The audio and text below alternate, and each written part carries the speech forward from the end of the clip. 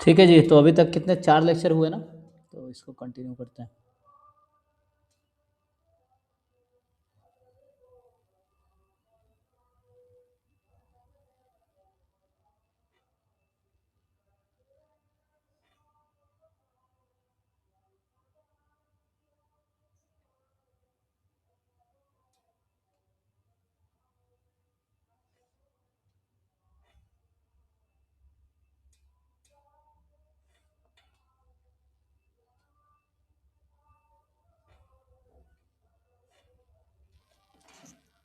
एक मिनट।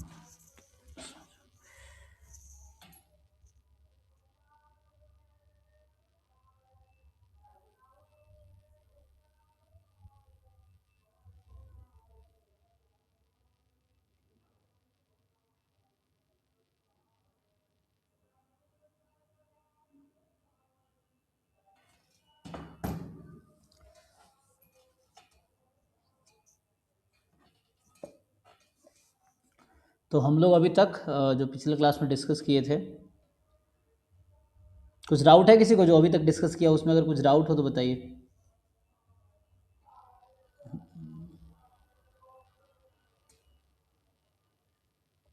ये वाला पार्ट कर रहे थे ना, तो अभी सैम्पलिंग डिस्ट्रीब्यूशन से स्टार्ट करना है। अच्छा,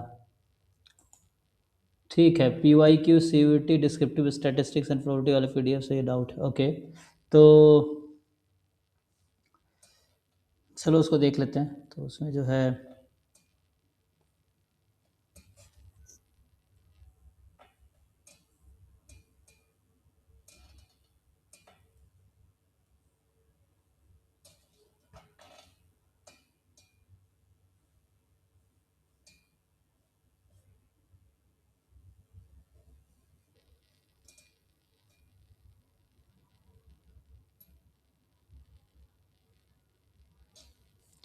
आई थिंक ये 24 तक के थे, इसी में है। देखो ठीक है जी, स्क्रीन पे दिख रहा है क्या? इसी का क्वेश्चन नंबर 119 से स्टार्ट है ना, तो 24 तक वाला है, यही था। ओके, ठीक है। तो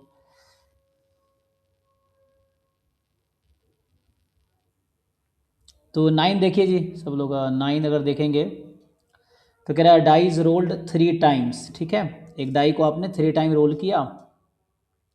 E1 denote the event of getting a number larger than previous number each time. Okay, E2 denote the event that the number forms an increasing arithmetic progression. Then क्या होगा?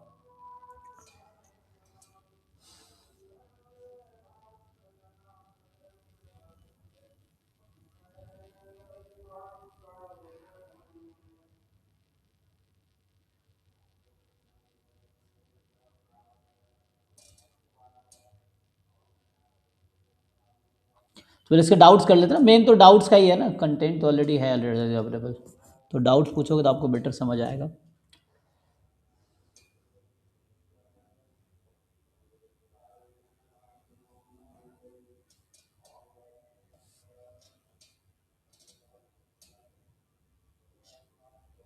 तो एक डाई को 3 टाइम रोल किया है ना, यही है। तो ई है कि E1 इवेंट है getting a number larger than previous number each time. तो 3 बार है, पहली बार जो आएगा, दूसरी बार उससे ज़्यादा, तीसरी बार उससे ज़्यादा, यही है। E2 denote the event that the number forms an increasing arithmetic progression. और E2 डिनोट करता है numbers forms an increasing arithmetic progression. Okay, so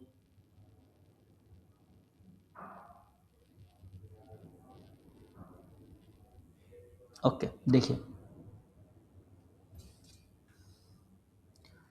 तो जस्ट है ना, ये क्वेश्चन नंबर 9 जिनका डाउट है, इसमें अगर हम एक डाई को 3 टाइम रोल करते हैं तो सैम्पल स्पेस क्या होगा? तो वैसे अगर आप शॉर्ट में लिखोगे तो एक्स वाई जेड, जहाँ पे एक्स वाई जेड तीनों की वैल्यू 1 से लेके 6 तक होगी, और इंटीजर है, ये भी लिख दीजिए आप कि जो एक्स वाई जेड है वो तीनों इंटीजर है। तो इस तरह से लिख सकते हैं सैम्पल स्पेस को। Number of element in sample space कितना होगा?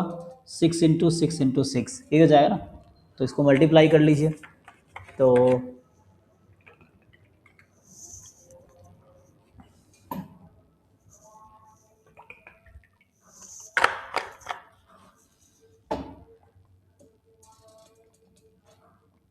ठीक है, 216 हो जाएगा। एंड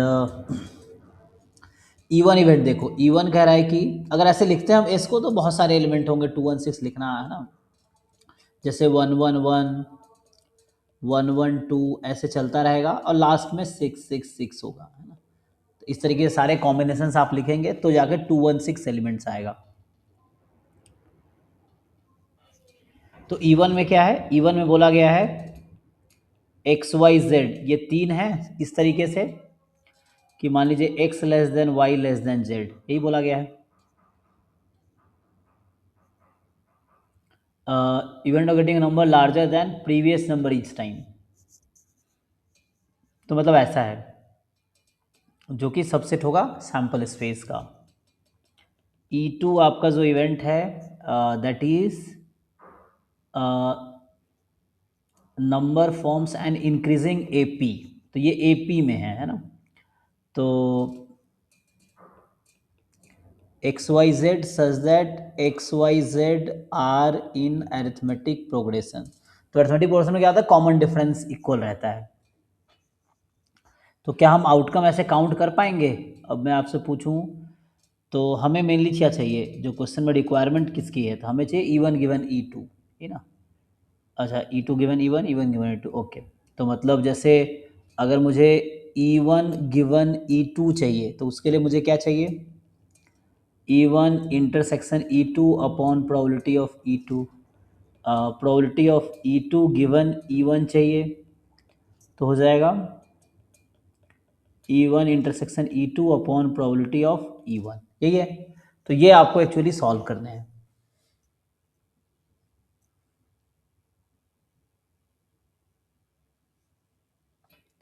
ठीक, तो क्या करेंगे इसके लिए, जस्ट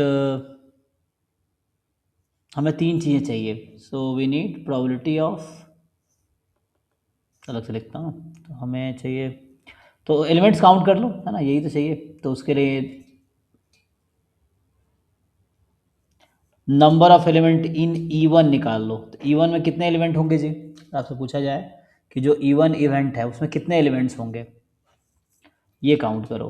तो कैसे पता चलेगा, तो जस्ट हम लोग उसको अरेंज कर सकते हैं, जैसे तो ये आपको काउंट करना पड़ेगा।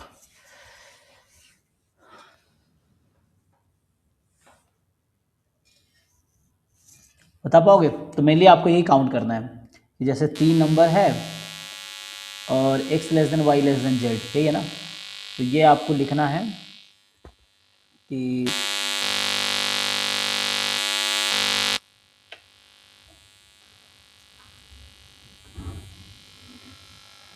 तो number of element in E1, number of element in E2 and number of element in E1 intersection E2, अगर ये फाइंड कर लोगे तो काम हो जाएगा। तो हमें काउंट करने होंगे कि ये जो 216 एलिमेंट्स हैं इसमें कितने E1 को फेवर कर रहा है, कितने E2 को, और है ना फिर इंटरसेक्शन में कितने हैं। तो ये मेन काउंटिंग है। तो क्या कर सकते हैं हम लोग, जैसे काउंटिंग अगर करेंगे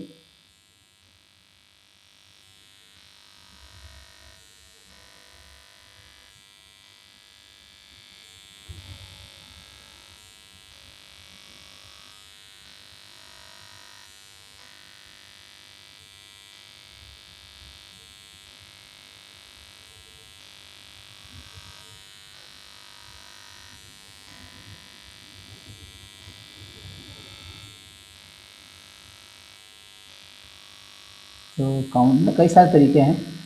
तो मेनली मुझे ऐसा लग रहा है ना 3 नंबर है और एट रैंडम अरेंज करोगे तो x less than y less than z होने का क्या चांस है, आप ये निकाल लो कि पॉसिबिलिटी कितनी है। अगर आउटकम देखो बहुत ज़्यादा होगा ना, जैसे अगर मैं लिखना मान लो ट्राई करें, जैसे हो जाएगा फॉर एग्जांपल 1 2 3, फिर 1 2 4, अच्छा 1 1 भी तो हो सकता है ना, तो लेकिन रिपीट नहीं कर सकता ना। मतलब कहने मतलब इक्वल नहीं है ना। तो यहाँ पे मैं E1 के एलिमेंट्स को जस्ट लिस्ट कर रहा हूँ। तो जैसे 1 2 3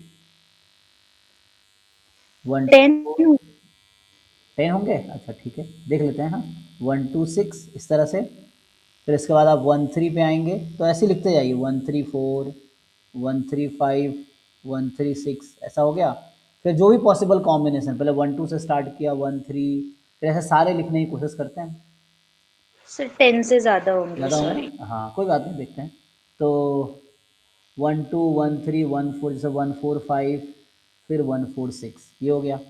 अब अगला लिखेंगे तो 1 5 6, तो ये 1 से स्टार्ट होने वाले सारे हो गए, मतलब 1 से इतने होंगे जो 1 से पहला नंबर 1 होगा।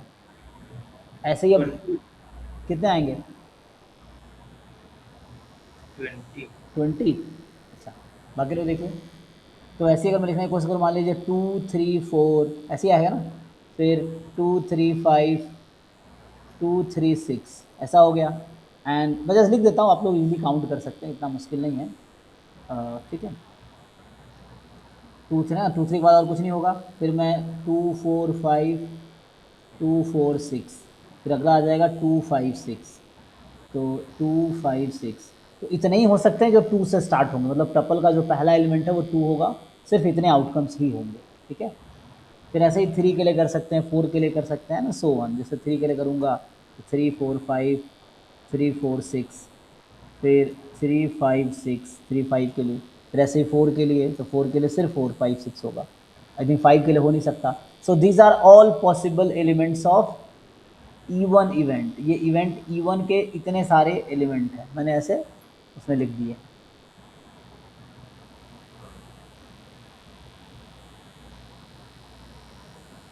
20 आ रहा है सर। 20 हो गया ना, ठीक है। तो E1 में टोटल 20 एलिमेंट्स हैं। अब ऐसे हम E2 में काउंट करेंगे। E2 में क्या है कि XYZ AP में होने चाहिए, अर्थमेटिक प्रोग्रेशन में। तो मतलब कॉमन डिफरेंस सेम होना चाहिए, ऐसा रखना है कि कॉमन डिफरेंस सेम हो। सेम काउंट कीजिए कि E2 में कितने एलिमेंट आएंगे, उस तरह से। तो ये थोड़ा ना कैलकुलेटिव हो गया है। सो इंटरसेक्शन में तो हम इसी में से काउंट कर लेंगे कि कितने हैं, जो AP में भी है और ये भी है ना। जिससे अगर मैं E1 इंटरसेक्शन E2 निकालना चाहूँ तो इन्हीं में से आएगा। तो जैसे AP में कितने, अगर मैं ऐसा देख लूँ, ये 1 2 3 AP में है, 1 2 4 नहीं है, 1 2 5 नहीं है ना, ये नहीं है। फिर एक मिनट, 1 3 5 ये AP में है। मैं जैसे अगर ऐसा सर्कल कर रहा हूँ, मतलब ये है ना, बॉक्स से मैं इसको वो कर रहा हूँ, तो ये AP में है। और AP में कितने हैं, मतलब इनमें से जो E1 के elements, we are just counting कि how many of them are in AP, तो कॉमन डिफरेंस सेम होना चाहिए, ऐसा देख रहे हैं। जैसे यहाँ से 2 3 4 हो गया, ठीक है, 2 4 6 हो गया, जैसे 4 5 6 है ना, 3 4 5 है।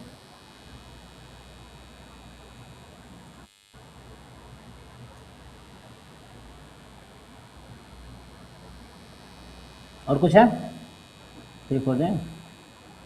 सो मतलब ये कहना था इंटरसेक्शन में कितने एलिमेंट आएंगे। इंटरसेक्शन में तो सबसेट है ना दोनों का, E1 intersection E2 is subset of E1 as well as E2। मतलब इनमें से E1 के सारे एलिमेंट लिस्ट किए मैंने। अब मैं इनमें से काउंट कर रहा हूँ कि कितने होंगे जो AP में है। E1 में था कि जस्ट इंक्रीजिंग ऑर्डर में होगा, अब E2 में है कि AP में ही होने चाहिए, तो कॉमन देखना है मुझे। तो इतने मिल गए मुझे, कितने मिले, 1 2 3 4 5 6, 6 करोड़ ज़्यादा होगा क्या। सो इंटरसेक्शन में बोल रहा हूँ 6 एलिमेंट्स होंगे। कॉमन डिफरेंस इक्वल होना चाहिए ना, कॉमन डिफरेंस समझ आता ना। जैसे 1 2 3, तो 1 2 का डिफरेंस 1 है, 2 3 का AP में, A+D काइंड ऑफ है ना, ऐसा रहेगा। जीरो डिफरेंस भी तो ऐड होगा उसमें। वन हाँ, वन लेकिन हमें वो चाहिए ना, E1 इंटरसेक्शन E2 वाला चाहिए।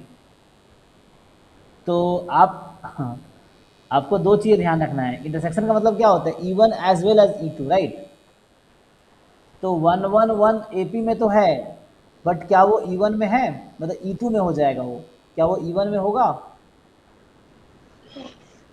E1 में नहीं है ना, क्योंकि E1 में था कि इंक्रीजिंग ऑर्डर में होने चाहिए। देखो ये मैं कर रहा हूँ, इंटरसेक्शन का मतलब हुआ, अगर मैं यहाँ से E1 इंटरसेक्शन E2 लिखता हूँ, जैसे थोड़ा इसको स्पेस बना के अगर मैं यहाँ मैं लिखूँ E1 इंटरसेक्शन E2, इसका क्या मतलब होता है कि you have to find triplets in sample space such that both E1 and E2 hold. So x should be less than y should be z, and xyz must be in AP. So both conditions should be satisfied. So this is the meaning of intersection. Okay, so only 6 will be there. हाँ 6 है। हाँ। अब रहता है E2 में कितने element होंगे, तो कितने ट्रिपलेट हैं जो कि AP में है, तो उसको भी लिस्ट कर देता हूँ, कोई मुश्किल नहीं है। AP में होने वाले कितने हैं, जैसे मैं कॉमन डिफरेंस अगर 1 वाले बात करूँ, D1 लेते कॉमन डिफरेंस 1, तो 1 डिफरेंस वाले होंगे 1 2 3, 2 3 4, 3 4 5, 4 5 6, और आगे हो नहीं सकता 5 6, क्योंकि 6 से आगे जाएगा नहीं। कॉमन डिफरेंस 2 वाले कितने आउटकम्स होंगे, सो 1 3 5, 2 4 6, अब आगे 3 5 7 तो नहीं ले सकते, हो गया। कॉमन डिफरेंस 3 वाले कितने होंगे, सो 1 4 7, होगा ही नहीं, है ना। कॉमन डिफरेंस 3 वाला बनेगा क्या, क्योंकि 1 2 3 3 है ना, एक में 3 ऐड करेंगे 4 हो जाएगा, उसमें 3 7 हो जाएगा, तो बनेगा ही नहीं, मतलब ओके। तो सिर्फ मुझे मिला 1 2, ये क्या लिख रहा था मैं, मुझे तो AP वाले सारे लिखने हैं ना, चेक कीजिए आप लोग। अच्छा, मुझे तो वो भी ऑर्डर चेंज भी तो करना है। मेरा मतलब ये है कि हम ऑर्डर रिवर्स भी तो कर सकते हैं ना, यहाँ पे तो ऑर्डर फिक्स तो है नहीं कि हमें इंक्रीजिंग में ही रखना है। मैं E2 की बात कर रहा हूँ, तो E2 में तो ऐसा है कि जस्ट आपके जो एलिमेंट्स हैं वो AP में होने चाहिए। तो जैसे यहाँ पे 1 2 3 लिखा, तो वी कैन ऑल्सो राइट 3 2 1, तो यहाँ 3 2 1 भी अलाउड है। फिर यहाँ पे आ जाएगा 4 3 2 भी अलाउड होगा, 5 4 3 भी अलाउड होगा, है ना, 6 5 4। जैसे यहाँ कॉमन डिफरेंस 1 है, तो -1 वाला भी हो सकता है, ये तो मैं अपने समझने के लिए लिख रहा था। तो यहाँ कॉमन डिफरेंस इन सब में 1 है, जैसे मैं ये कह रहा हूँ, इन सब में कॉमन डिफरेंस 1 है, इन सब में कॉमन डिफरेंस -1 है।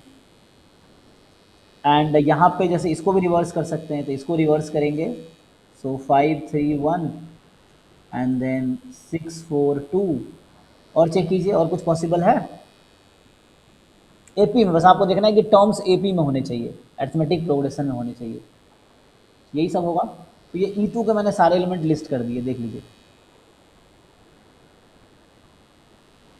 ओके, तो यहाँ से आपके पास कितने एलिमेंट्स आएंगे, 12 हो गए ना, तो 12 है, पर चेक करो आप। तो अब आपके आंसर आ जाएंगे, तो इसमें थोड़ा हमने कैलकुलेशंस किए, काउंटिंग किए हैं। अब ये आगे आप पुट कर दीजिए।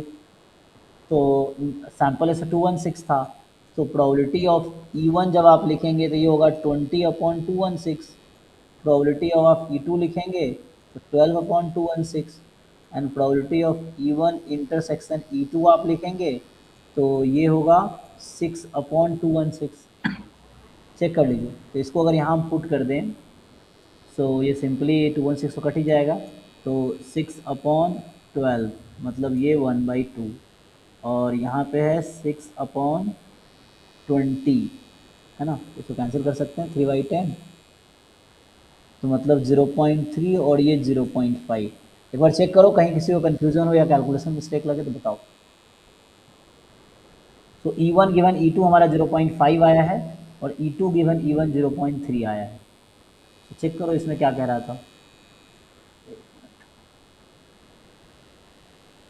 देखिए, तो कह रहा है कि देन E1 गिवन E2 था, अच्छा चारों ऑप्शन में E2 गिवन E1 ही पूछा है सिर्फ, तो हमने एक्स्ट्रा निकाल दिया।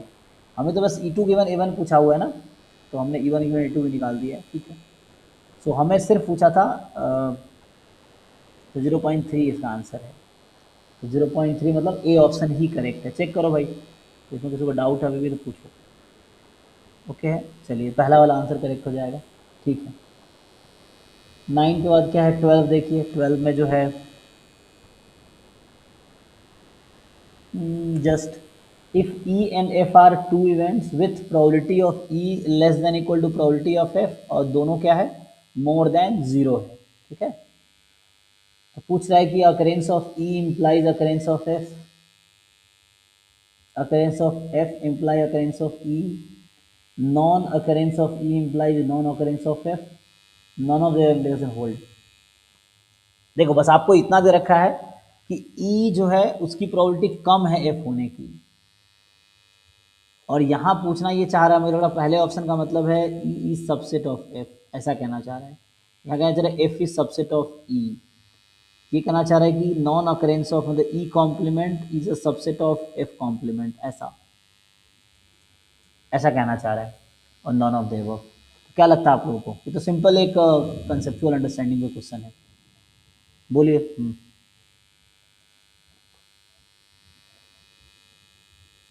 हाँ, है ना, क्योंकि इसमें ना ऐसा कोई वो नहीं है।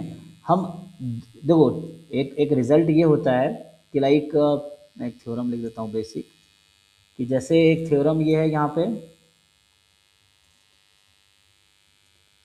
कि if E is subset of F, then probability of E will be less than equal to probability of F। ये ओके है, बट कन्वर्स ट्रू नहीं है। अब रिमार्क में ये है कि इफ प्रोबेबिलिटी ऑफ ई मान लीजिए छोटा है प्रोबेबिलिटी ऑफ एफ से, this does not imply then E may और may not be subset of F. ठीक है ना, तो कन्वर्स ट्रू नहीं है पहले, है ना। अगर ई की प्रोबेबिलिटी कम है एफ से, जरूरी नहीं है कि ई सबसेट होगा एफ का। ओके, उस तरीके से तो यहाँ पे है ना, आंसर जो भी दिया उसको छोड़ना, अभी आंसर डी ही सही होगा। ठीक है, क्योंकि ऐसा नहीं कि ई की अकरेंस एफ को इम्प्लाई करेगा, इसका मतलब ना, तो डजंट मीन दिस।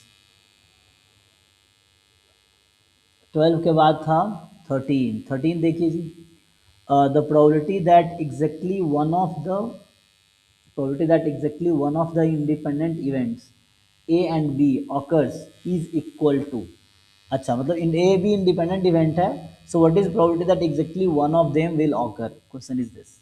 मतलब ये जो क्वेश्चन अगर मैं रिफ्रेम करूँ, तो क्वेश्चन 13 कह रहा है कि इफ, मतलब रीराइट कर रहा हूँ, A and B are independent events, ठीक है, देन आपसे ये पूछ रहा है कि A and B independent events हैं, देन प्रोबेबिलिटी बोल रहा है कि exactly one of A and B holds, A और बी होल्ड्स, है ना।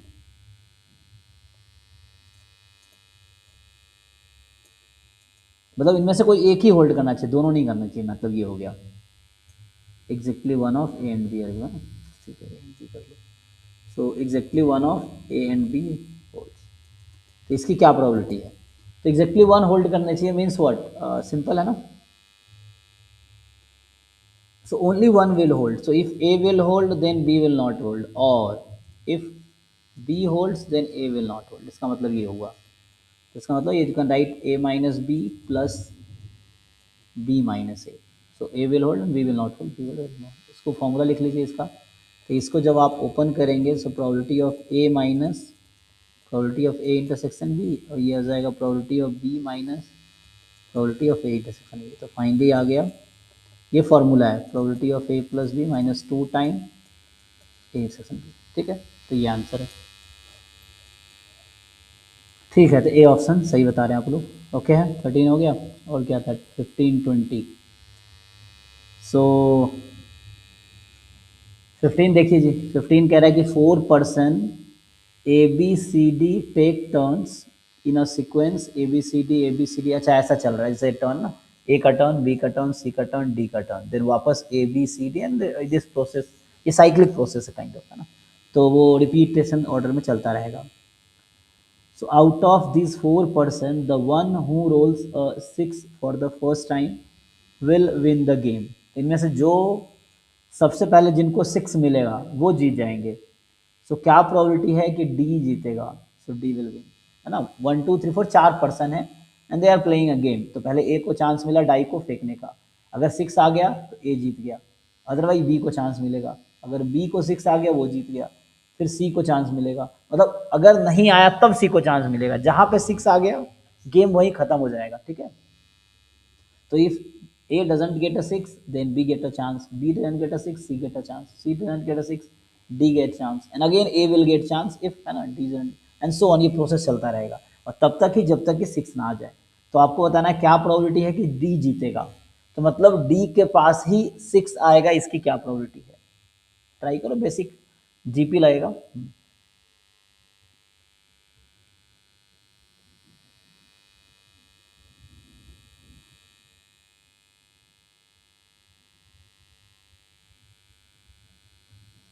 कर पाएंगे तो सिंपल है, देखिए इसमें आप लोग इजीली कर लेंगे। ऐसा है एक क्वेश्चन जो 15 है, इसमें ये कहना चाह रहा है कि 4 पर्सन है ए बी सी डी ना, A B C D 4 person है। अब ये चारों क्या कर रहे हैं, दे आर प्लेइंग गेम। तो हमें ये सोचना है कि डी कब जीते, क्योंकि हमें डी के फेवर में सोचना है। सो डी के फेवर में कब होगा, जब ए को 6 नहीं मिलेगा, बी को भी 6 नहीं मिलेगा, सी को भी 6 नहीं मिलेगा, फिर डी को 6 मिल जाए। This is the first favourable choice to winning of D. तो A will not get a 6, 5/6 probability. B will not get a 6, 5/6. C will not get a 6, 5/6. And D will get a 6, 1/6 plus. तो ये पहला possibility है D will win।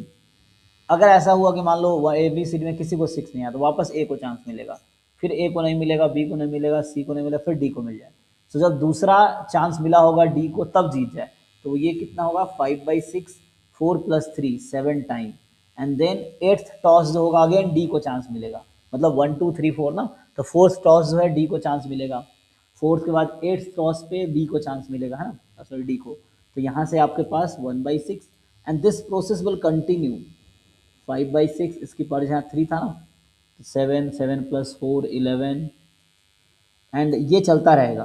फिर 5/6 की power, जिनको confusion हो रहा पूछना, ठीक है, 3 4 7 11 4 15, सो 1/6 एंड ये आपका चलता रहेगा। क्या इसका सम निकाल सकते हो? सो इन्फिनाइट ज्योमेट्रिक सम का फॉर्मूला होता है A/1 - R, है ना, ये फॉर्मूला है ना, ए आर स्क्वायर। ये आपका इन्फिनाइट तक चलेगा, तो ये हो जाएगा A/1 - R। तो A यहाँ है 5/6 की power 3 into 1/6 upon 1 - R। Common ratio जो है 5/6 की पावर आई थिंक 4 है ना, कॉमन रेशियो सेकेंड टर्म को डिवाइड कीजिए फर्स्ट टर्म से। इसको सॉल्व कर लीजिए, इसको सिंप्लीफाई करें, कितना आएगा, जस्ट सिंप्लीफाई कर लो और देखो क्या आंसर आता है।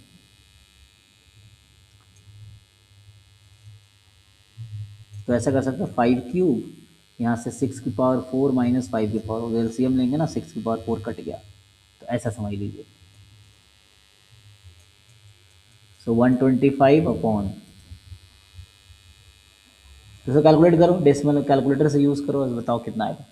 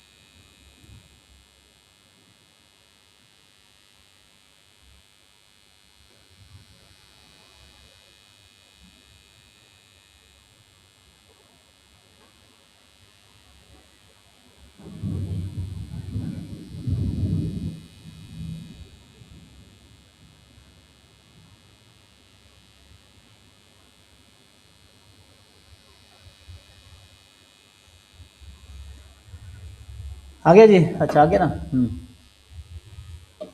प्रोबेबिलिटी एक बार एक्सप्लेन कीजिए, अच्छा एक मिनट।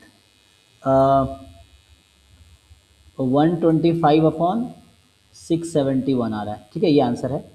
इसमें हुआ क्या, मैं ऐसे समझा देता हूँ आपको कि जैसे डी विन्स, तो इसका मतलब आप ऐसा समझिए कि ए को टर्न मिला, कॉम्प्लीमेंट लगा रहा हूँ, मतलब ए लूज, लूज मतलब ए को 6 नहीं मिला, then B lose, C lose and D win, there is a one possibility of D winning. Complement नहीं लगाया डी पे, मतलब डी को 6 आ गया, कहने का मतलब ये है। प्लस सेकेंड चांस क्या है, जब डी जीतेगा, जब डी को दूसरी बार चांस मिलेगा, तो नेक्स्ट ये है कि A lose, B lose, C lose and D also lose in the first turn. पहली बार जब एक एक चांस मिल रहा है ना सबको, देन सेकेंड टर्न स्टार्ट होगा, so A will get the second term, still A lose, B lose, C lose and then D get the chance. This is the second favorable choices of winning of D and this process will continue. Clear है? तो ये है, तो इसकी जब probability मैंने निकाला इस वाले टर्म की, तो 5/6 3 बार और डी के जीतने के 1/6। इसकी प्रोबेबिलिटी जब मैं फाइंड किया तो 5/6 कितनी बार, देखो कितनी बार लूज हुआ है, 4 3 7 बार, 7 टाइम 1/6। अगला चलता तो फिर अगला टर्म अगर हम लिखता तो 5/6 की पावर 11 इंटू 1/6 एंड ये चलता रहेगा। ठीक है, इस तरीके से। क्लियर है भाई, किनका डाउट था? साक्षी कला जी, देखिए एक मिनट ना, मैं थोड़ा स्विच ऑफ करता हूँ।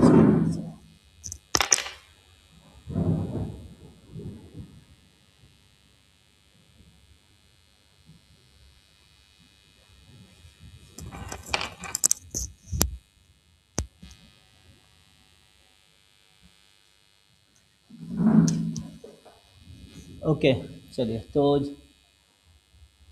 क्लियर है ना। सो नेक्स्ट जो है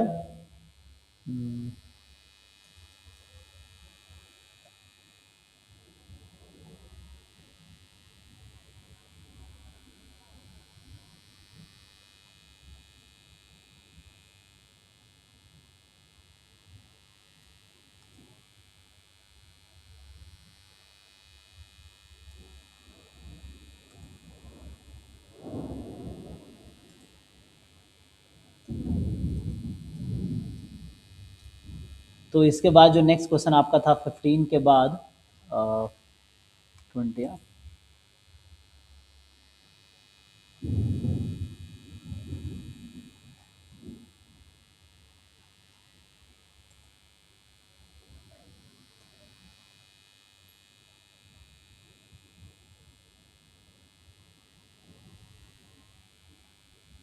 देखिए 20 में क्या है, ए की प्रोबेबिलिटी 0.7 है, बी की प्रोबेबिलिटी 0.2 है, ए सबसेट है बी का, तो minimum value probability of A intersection B complement. जब दो सेट के बीच में कोई साइन नहीं है तो मतलब इंटरसेक्शन है एक्चुअली। ठीक है, तो ये आपको निकालना है इंटरसेक्शन जो है उसका,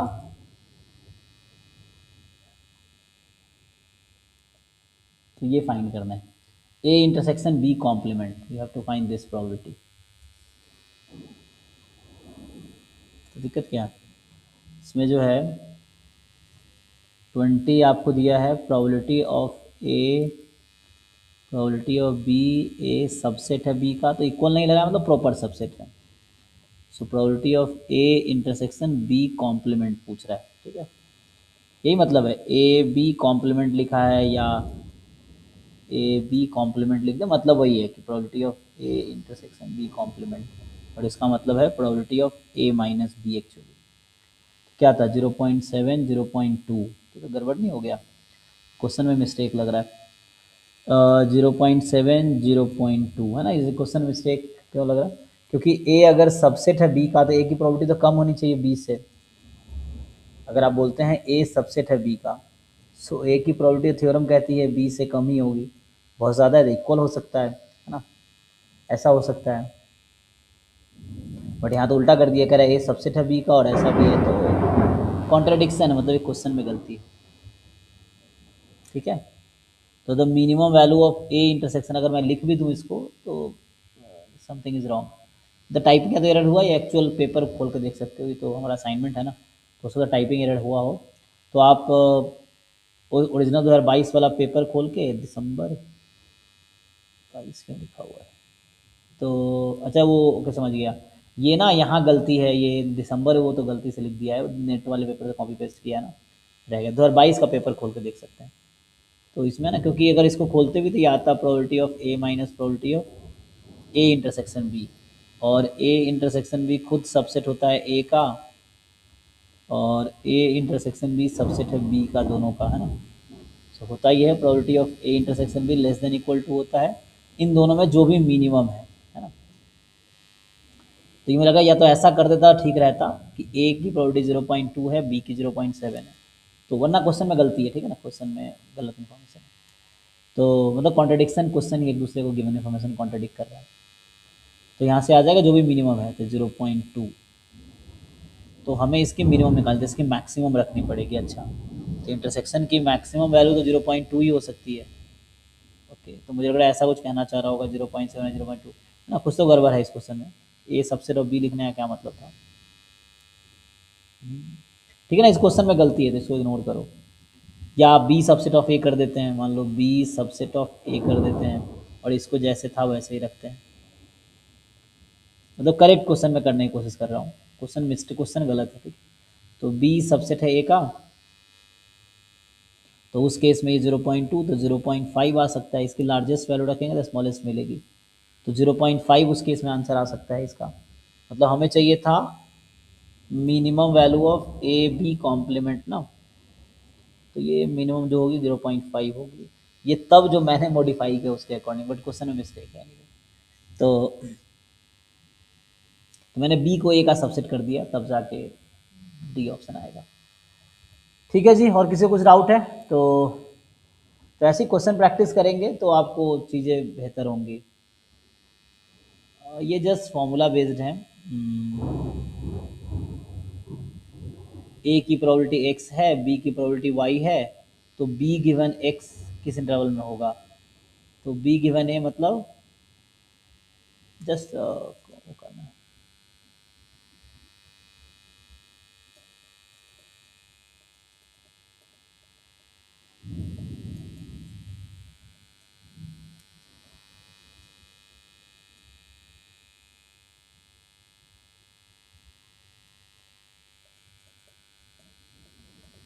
इसका मतलब हो गया b intersection a upon probability of a। Option के हिसाब से आपको देखना पड़ेगा, है ना। तो इसमें एक्चुअली दो ऑप्शन करेक्ट किया जा सकता है।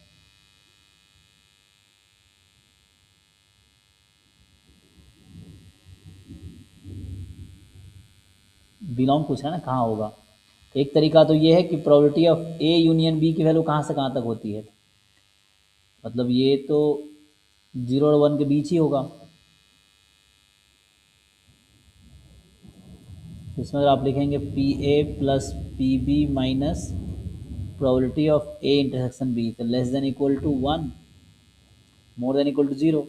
तो अभी इसको आप यूज़ कर दो, नॉन नेगेटिव होता ही है, तो इसके अकॉर्डिंग क्या मिलेगा, probability of A intersection B less than equal to P A plus P B. तो ये तो ऑब्वियस है ना, ए इंटरसेक्शन बी होगा less than equal to X plus Y, और इसको मैं डिवाइड कर दूँ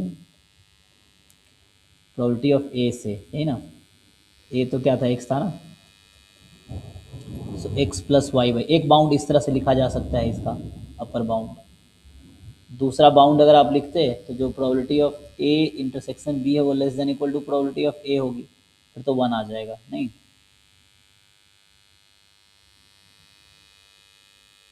तो होगा ही, तो लेस देन इक्वल टू 1 तो ऑब्वियस बाउंड है। तो हमें क्या देखना है,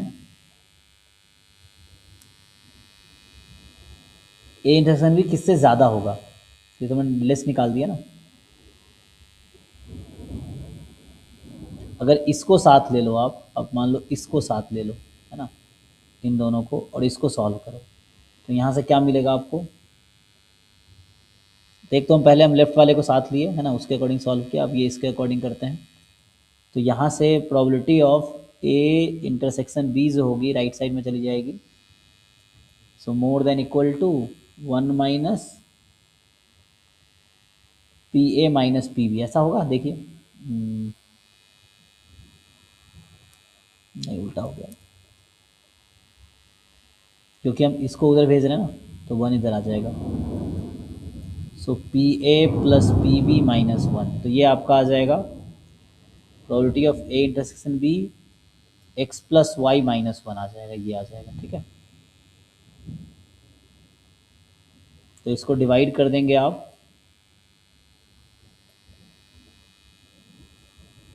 तो आपको मिलेगा x plus Y minus 1 upon x.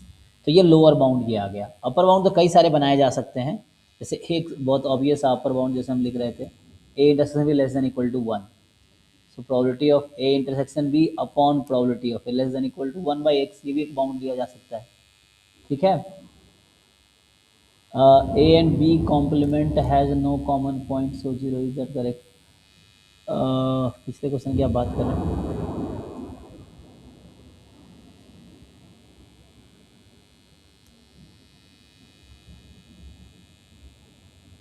ए इंटरसेक्शन बी कॉम्प्लीमेंट ना, वो ठीक है जो भी है, बट ये इन्फॉर्मेशन इनकरेक्ट था ना। ए की प्रोबेबिलिटी 7 है, अच्छा बी सबसेट मैंने ले लिया, तो मान लो ये बी है और ये ए है,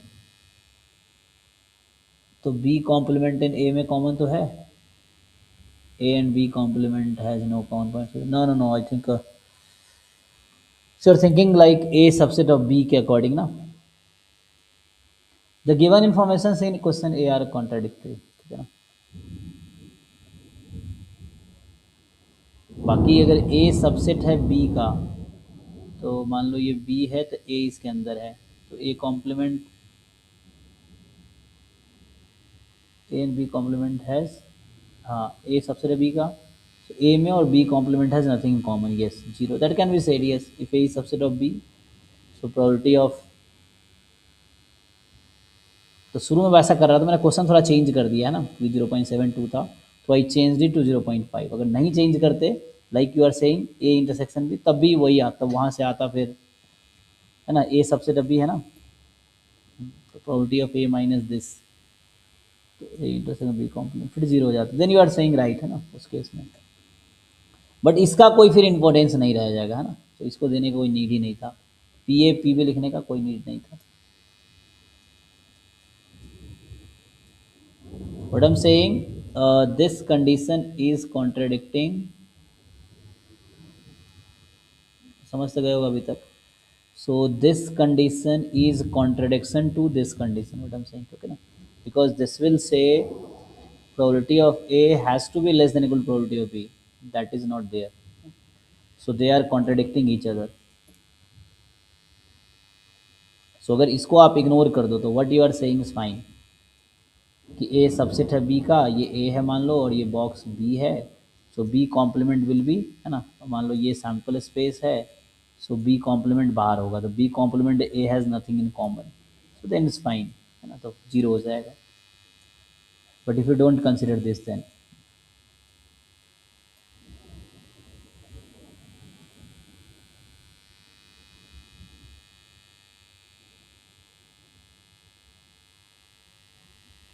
ओके नेक्स्ट जो है,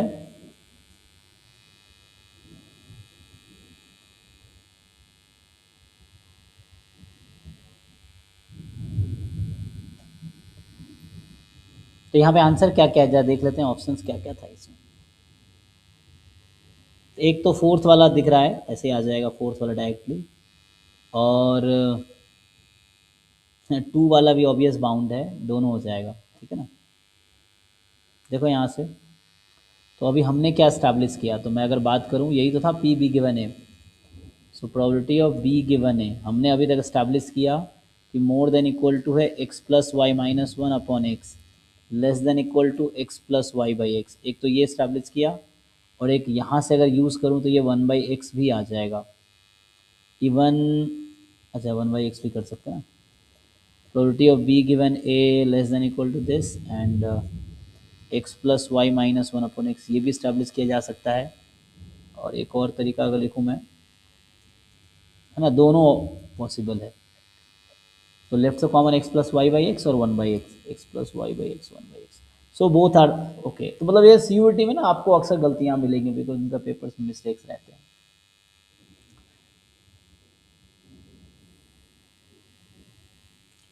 ओके तो हो गया ना, चलो, सो एनी मोर डाउट्स, अगर किसी को कुछ पूछना हो कॉन्सेप्चुअल या क्वेश्चंस में, तो नहीं तो आगे बढ़ते हैं।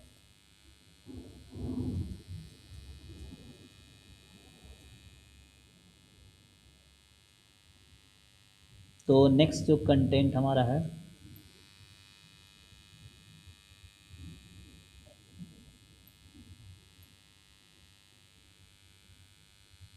तो इसमें ये आज डिस्कस करने वाले थे ना, सैम्पलिंग डिस्ट्रीब्यूशंस, तो ये सैम्पलिंग डिस्ट्रीब्यूशन में क्या है ना, ये सैम्पलिंग डिस्ट्रीब्यूशन,